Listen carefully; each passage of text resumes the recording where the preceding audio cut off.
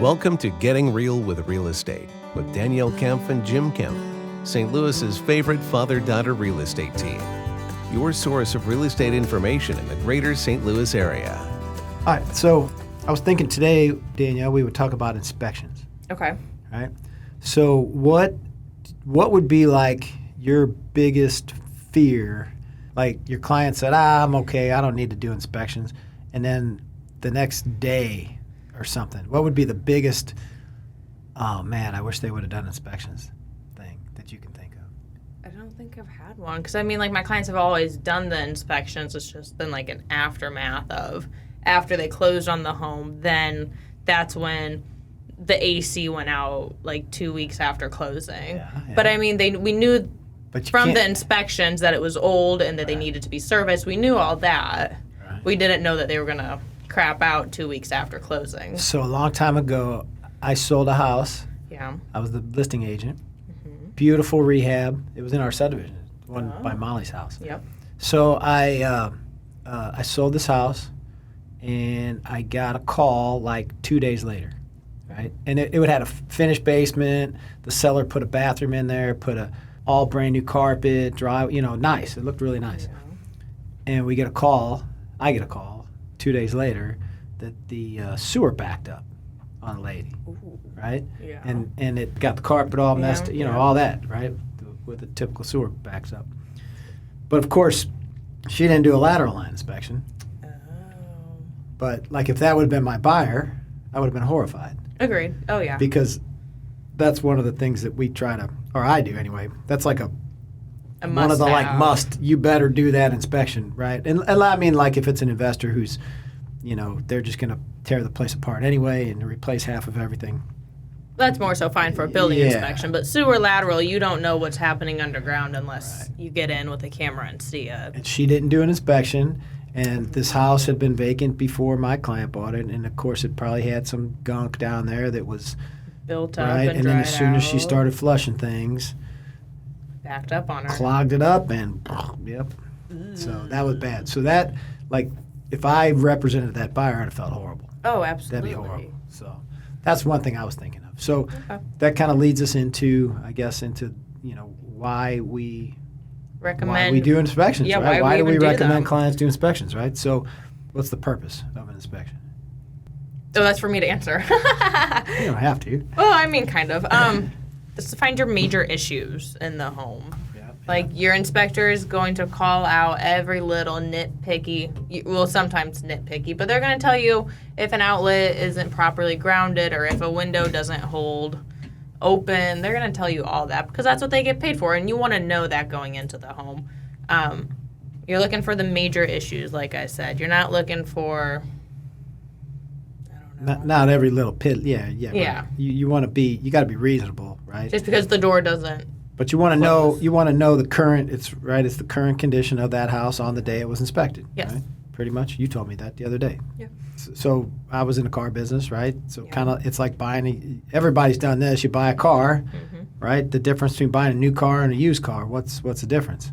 Well, One's clean and shiny and the other one's used. Yeah, you don't get the new car smell for one when you buy a used car, but Just go get an air freshener. yeah, you could. Yeah, they make them the same smell, but yeah, it's like that used car is going to have a couple paint chips. It's going to have a little door ding from the grocery cart hitting it in the parking lot or whatever. It's going to have maybe a tear in the seat somewhere or a cigarette burn or all that whatever little things that a used car has. And the house is the same way. It's a used house. It's not brand spanking new. Yeah. I mean, some houses are, of course, new construction, but we're not talking about that. Nope. So And even new construction houses have sometimes issues. have things. Yeah, sometimes they do have a couple things. So, all right. So, starting off, I guess, what's the first kind of inspection that we typically recommend that our clients do, and that would be the Building inspection. general building inspection. Yeah. That is when your inspector is gonna, like Jim was saying, he's gonna tell you what the condition of the home is on the day that you get it inspected. And they are gonna do everything from hop up on the roof, see if there's any hail damage, make sure the flashing's good, your shingles are good. They're gonna go inside, Crawl up in the attic. crawl up in the attic, open every window, test every outlet, run water for 10 minutes or so, run your dishwasher, turn on your stove, make sure that that works. Run the AC, run the heater, all yeah. that stuff. Make sure everything's just kind of operating as it should be. Yep, and then they'll go down into the basement and do the same thing. Look at your foundation, look at your major equipment. They're going to do a general look over your major equipment. They're not going to do an in-depth dive. We'll get into that one. Yeah. But then of course, what they will do for you is to provide a report, Yes. right? That's going to and here, guys, this it seems intimidating when you get them because every building inspection report, it's going to be 25 or 35 pages long, right? Yeah. It's pretty long. It's going to have pictures of everything. It's going to have a list of any actionable items, which are things that the inspector feels are defective that should be repaired, or good idea to be repaired. And then it's going to have some consideration items, or it'll even go into like maintenance type items. The inspector may comment on things that'll help you as a homeowner, little things like change your furnace filter, but just stuff that are good to do on a periodic basis around the house, cleaning gutters, those types of things. But that report, when you first look at it, can be especially I think a first-time home buyer, they see like this 35-page report and they go, oh my that's God. kind of overwhelming a little bit. Yeah. So what we try to do there is then help our clients go through that inspection, really, and we just kind of go item by item by item and talk about it. And what's a major concern for you? Can you do this on your own? Do you have people who can help you out? This is more so just like home maintenance stuff. You're going to have to do this every once in a while type things. We'll go over all that with them. Yeah, try to separate the kind of more important from the least important, and what you can live with, what you can't, and all that good stuff. And then we can, in almost every case, you can work with the seller to negotiate potentially some repairs and or monetary credit to cover some of the issues that come up in the inspection. So, okay, so general building inspection, that's obviously a good one. Got to do those. Yeah. The next kind of must-have would be? The one that you talked about just at the beginning of the show. That's your sewer lateral line, and that's probably the most entertaining 4-minute long video that we get during any transaction. I love them. They're so fun. You just go down a pipe and stuff a camera down the drain. And see what you see. Fun stuff. But yeah, so they used to come on a CD, right? So sometimes I used to give my clients a CD and a bag of popcorn, and say, "Here you go look at this tonight." And most of them did. It's kind of funny, but that's the most entertaining way to spend like a Friday night. Yeah, it's great stuff. Now they're just all digital, of course. They just come in your email, so it's not quite as much fun as it used to be. But it's super important because I had my most recent building inspection or sewer lateral line inspection had 12 cracks in the 80 feet of sewer lateral line. That's horrible. That's pretty bad. I feel bad for the seller, kind of. I do too. But you know what? They should have probably known that. They should have maybe checked it.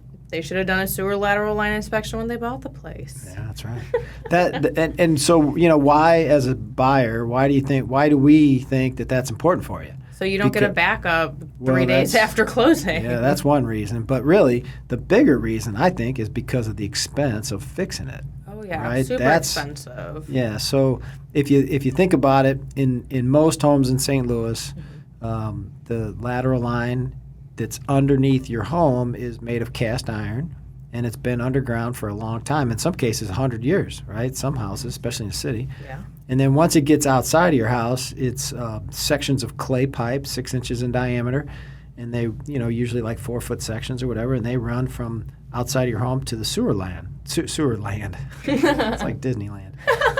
To the sewer line, the main, right? And so under the home, that cast iron, if you've got a problem there, if it's cracked or broken or there's a hole in it or something, that's on you to pay for to get it fixed. And the only ways to do that, there's two, I guess, really. One's to dig it up, which is a gigantic mess. Yeah, you're digging up concrete, digging out the hole. You have to find a connection that you can go into. So it's not just exactly where the crack is.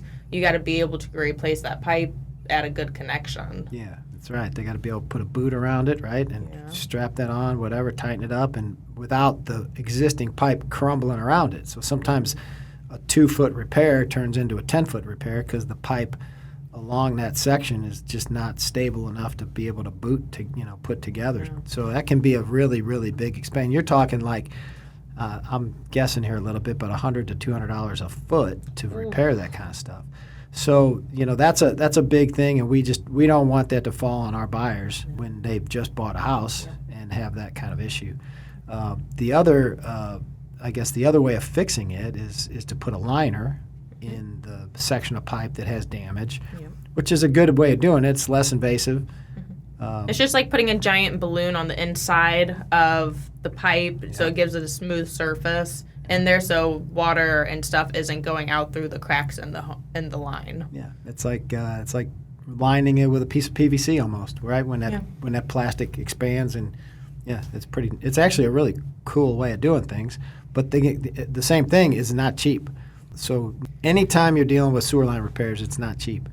Now, sometimes when you're outside the home, there are, outside the home, he means from the foundation to the yard or to the main. Yeah, correct. So like usually through the yard. So depending on where you're located, in a lot of cases that's covered by municipalities or the county.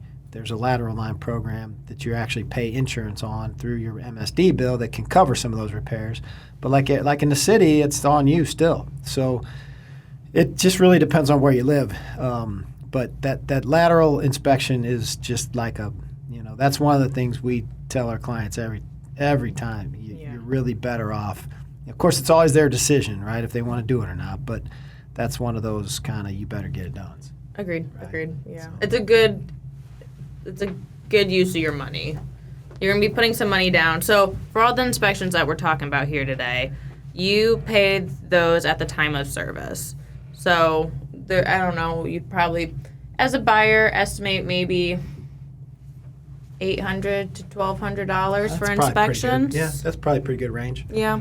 Mm-hmm. It's going to cost you some money out of pocket, but but they're totally worth it, in our opinion. It's almost like almost like insurance, if you will, because you're finding out, right? You're finding out the problems up front, and if it's a major kind of thing, number one, it can, if you have to, you can get out of the contract. We'll talk about that later. But in most cases, we can probably get the seller to help with fixing some of that stuff, right? Either doing it or maybe some monetary consideration. So, all right. The next inspection we have is when destroying insects. Yep. Or most commonly referred to as a termite treatment. Termite inspection. Yep.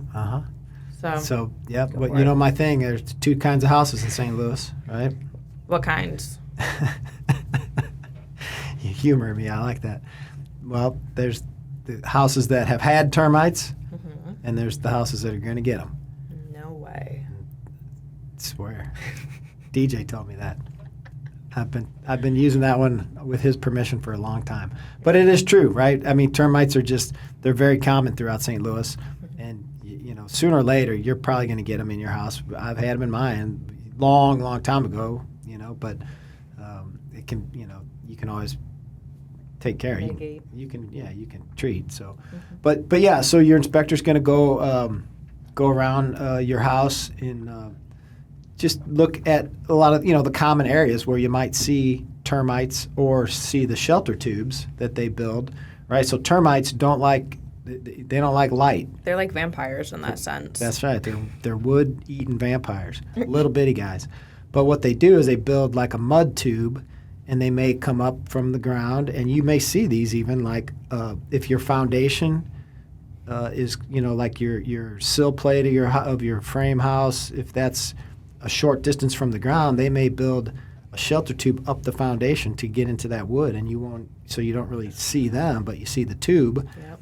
And that's how they get in your house. Or they may come through a little crack, like a crack between the porch or something. They may come underneath your porch and go through a little crack in the concrete and just get into your house that way. But the size of like the tip of a pencil is all it's got to be, and they can get in there. So, and they can do a lot of damage. Yeah. A lot of damage. I've taken like a key before and stuck it straight through like a 2x6 or 2x8. And because they ate out most of that wood. So it can be really devastating to a house. So definitely a good inspection to have done. And typically your building inspector can do that Most cases. at the time that they do Yep. their building inspection. And if they don't, they'll bring in a pest guy or gal to come in and take care of that for you. If you've had termites, typically the inspector can tell you if the house has been treated, right? They'll look around the house and, like, just as an example, maybe in the garage where there's, concrete, what they do is they drill through that concrete and then they pump chemicals down into the ground, and then they put a little piece of patch concrete over those holes. But you'll see those holes periodically around, maybe a foot off of the wall around your garage, maybe on your porch, those kind of things. That's how you can tell if a house has been treated. So it's kind of, it's kind of nice to know that, if you have had them or you see some evidence of past damage, at least more than likely the house has been treated. Yeah. So that's a good sign. Mm-hmm. So, all right. So another real popular one these days is radon. Jim, what's radon? So radon is a gas, actually. It comes from the decay of uranium in the ground, and it naturally comes up from the ground, and it usually builds up in basements is where typically you get your higher concentration. So that's where they always test it for it. They do a test that's it's a 48-hour test where they'll either do a continuous monitoring device where it takes a sample every hour for 48 hours, or some inspectors use these they're like a little disc, a little cartridge that they kind of open it up, they let it sit in the house for 48 hours, they take it, and then they run it to the lab, they test it, and it'll tell you the level. Yeah. Picocuries per liter. Picocuries per liter is how it's measured. Per liter. Don't ask me what that is, but that's We're not scientists. I'm not a scientist. No, I flunked chemistry the first time. Actually, I think I got a D. But anyway, so according to the EPA, radon is the number 2 leading cause of cancer. That's correct. So if you do have concerns about that, or especially if you have a finished basement where you're going to be spending a lot of time down in, would maybe recommend getting that radon test. EPA.gov/radon has some good information for people who just don't know what it is, because I definitely didn't know what it was before I started. Yeah. We never had a radon system in our house. Some houses need them, some houses don't. We've had listings where 3 houses right next to them have all had radon systems, and they got theirs tested, and they didn't have an elevated level, surprisingly, even though next 3 houses on either side of them did. Right, that's right. I've seen some statistics, and I think in the St. Louis area, give or take a little bit, about a quarter of the houses in the St. Louis area probably test high for radon. Yeah. There seem to be some different areas that test a little higher than average. I think the city's a little under the average.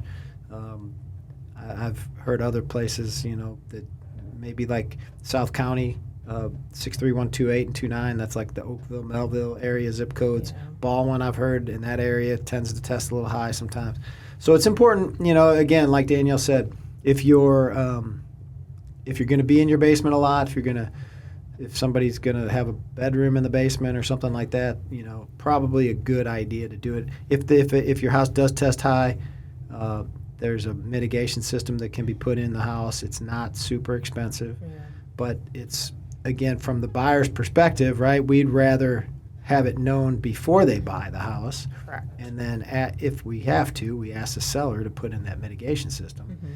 And 9 out of 10 of them will, because if they don't do it for our buyer, they're going to probably have to do it for the next buyer. Probably. Right? So definitely something that can be handled. So, all right. The next one we'll talk about would be a mechanical inspection. So I'll take over that one. So during your building inspection, we kind of briefly talked that your building inspector is going to take a glance at your major systems. And major systems, we mean your AC, your heater, your water heater, those sort of things. And a mechanical inspection is, we use a gas company to come in, and they're going to take a deeper dive at the heater and the AC and the water heater.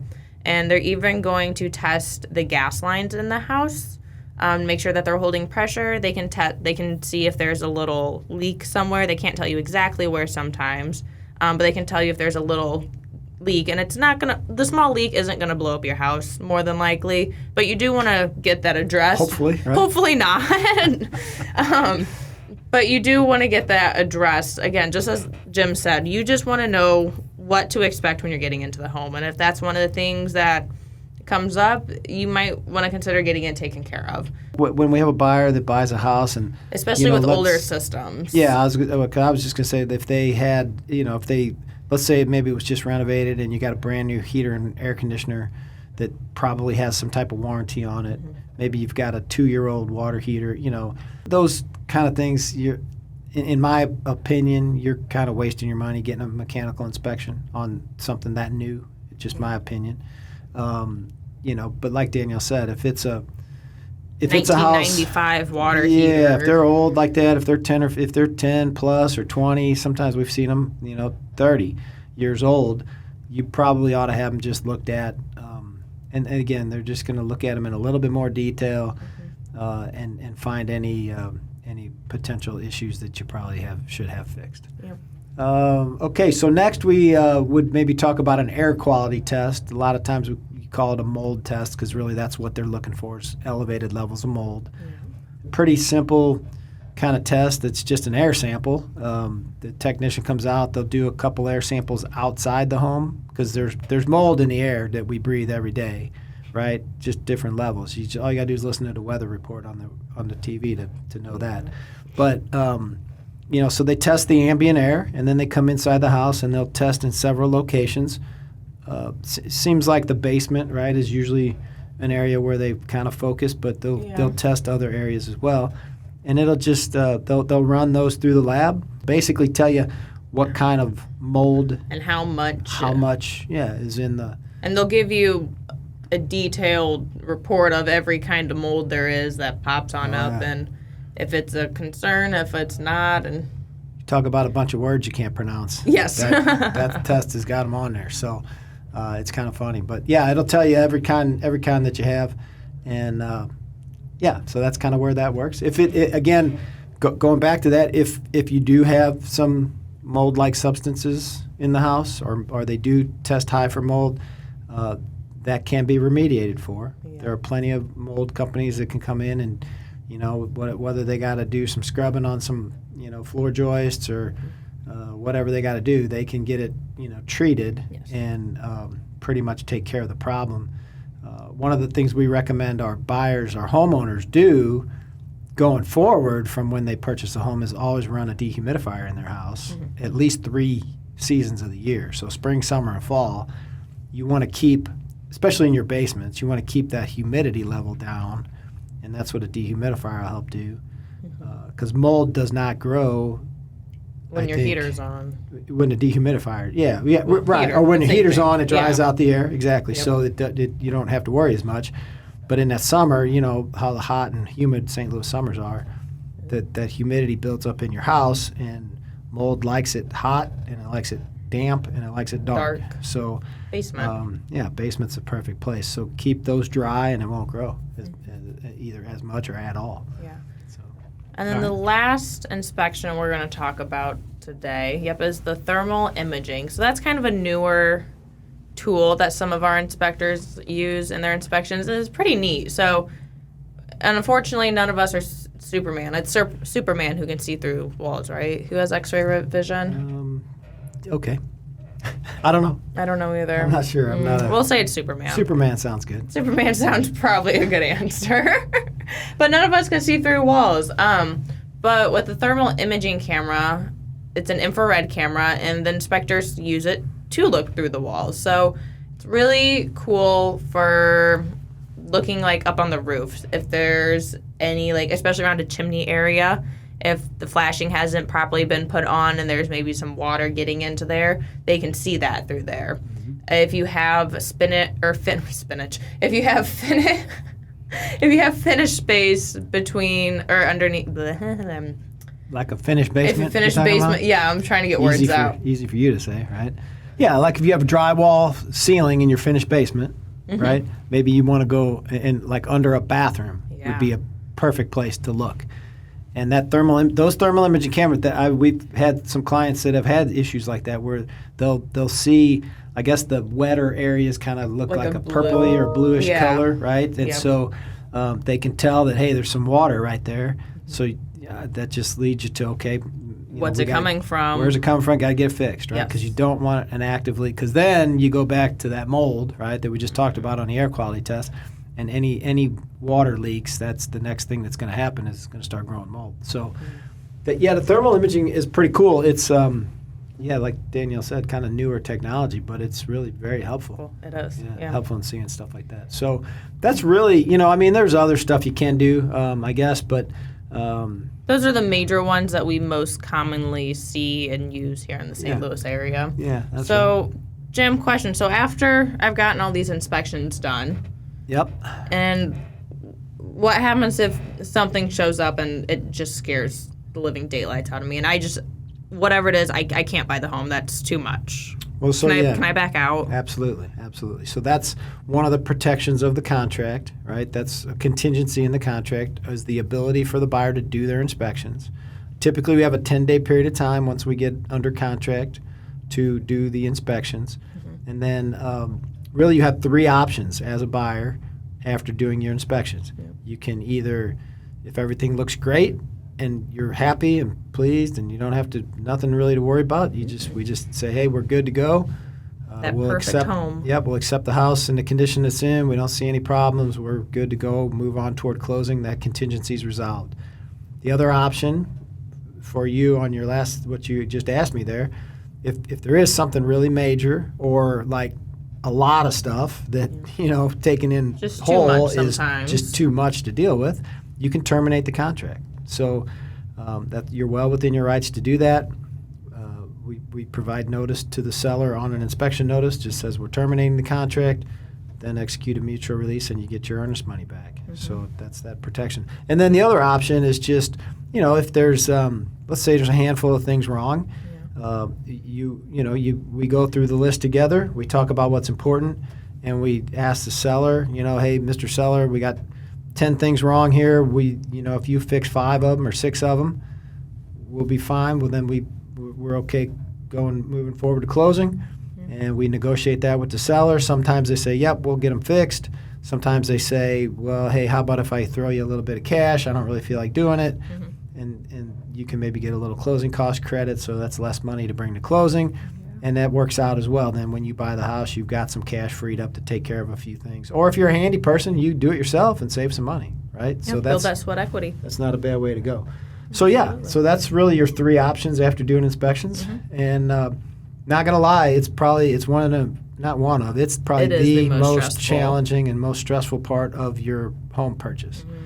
Mm-hmm. For both sides really, because it can be headaches, sellers think their house is perfect and buyers sometimes think they want it perfect and it's not. And so you just got to be careful there. You got to set expectations, the example of the used car analogy is perfect. You're not buying a brand new car, you're buying a used home. There's going to be a little bit of scuffs and paints and on the door and a little ding here and there. Yeah. And that's okay. Yeah, it's the little stuff you can fix, maintenance kind of stuff you can fix. Yep. But, if that foundation wall getting ready to fall in, that's a major. Probably need to get out of there, or lateral or something like that. So, okay, so that's a lot of talk about inspections. Yeah. What do you think? Anything else that you can think of? I got nothing else to add, I don't think. All right. Okay. Well, we'll wrap it up then. Thanks for listening. Thanks for tuning on in. You've been listening to Getting Real with Real Estate with the Kempf Team.